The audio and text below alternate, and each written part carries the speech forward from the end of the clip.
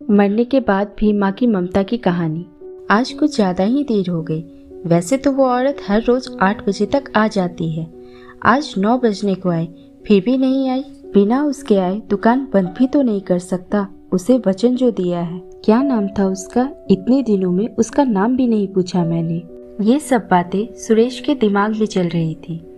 कुछ दिनों पहले ही तो उसने ये डेयरी शुरू की थी।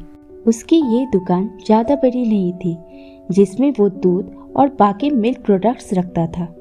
उद्घाटन के दिन ही पहली ग्राहक बनके एक औरत उसके दुकान पर आई थी।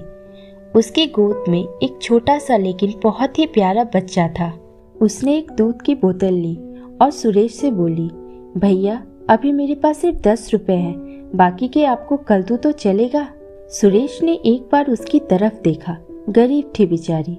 गले में मंगलसूत्र नहीं, माथे पर सिंदूर नहीं, शायद पति मर गया होगा बेचारी का। सुरेश ने अंदाजा लगाया। पुरानी मैली साड़ी को कई जगह रफू किया हुआ था। माथे से पसीने की बूंदें बह रही थी।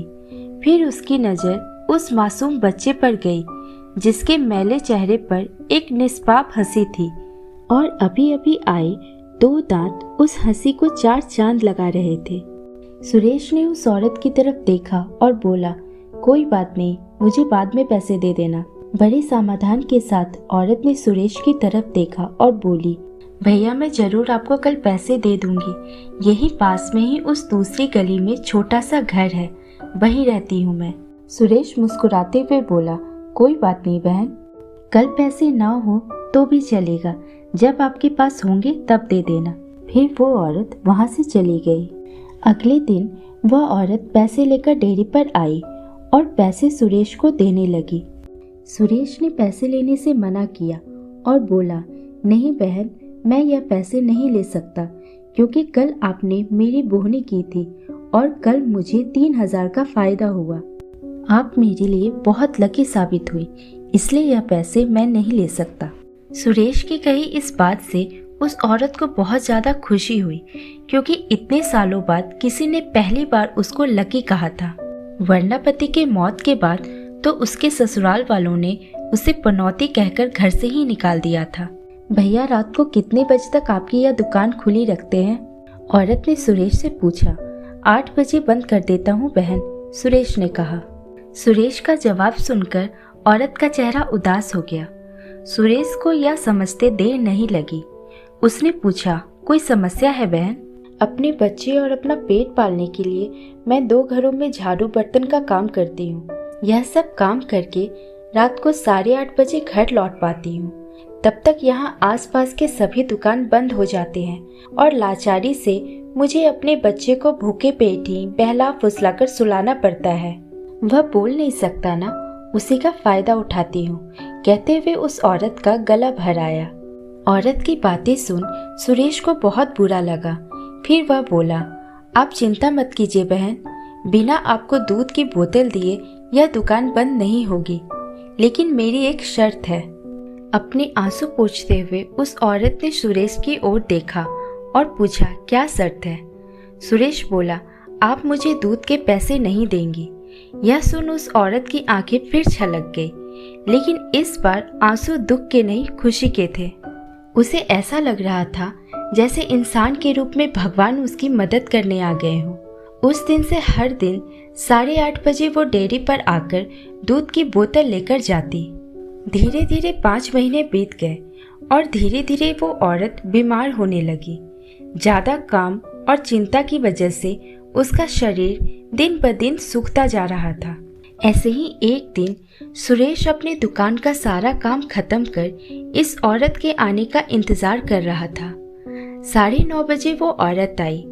आज उसका चेहरा कुछ ज्यादा ही बेजान नजर आ रहा था। बीमारी के कारण आंखों के नीचे काले घेरे और ज्यादा बढ़े हुए नजर आ रहे थे।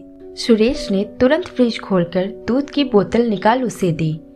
फ्रिज बंद करने के लिए सुरेश मुड़ते हुए बोला कि बहन आज कुछ ज्यादा ही देर कर दी। वो घूमा, तब तक वो औरत दूध की बोतल लेकर जा चुकी थी। उसने सोचा आज ज्यादा देर हो गई होगी, इसलिए वो जल्दी चली गई होगी। बेचारी का बच्चा रोता होगा भूख से। सुरेश ने दुकान बंद की और घर चला गया। अगले दिन ठीक 8 बजे वो औरत दुकान पर आई और आकर बिना कुछ बोले खड़ी हो गई। हमेशा की तरह सुरेश ने उसे दूध की बोतल दी। कोई चीज नीचे गिरी तो उसे उठाने के लिए सुरेश नीचे झुका। वो चीज उठाई और सामने देखा तो वो औरत वहां नहीं थी। सुरेश को आज पता नहीं क्यों उस औरत में काफी बदलाव नजर आया था। उसे वो बड़ी कमजोर सी नजर आई। अगले दिन फिर 8 बजे वो औरत उसके दुकान पर आई। आज सुरेश ने उसका चेहरा बड़े गौर से देखा। उसका चेहरा सफेद पड़ चुका था, मानो उसके चेहरे का तेज कब का जा चुका हो।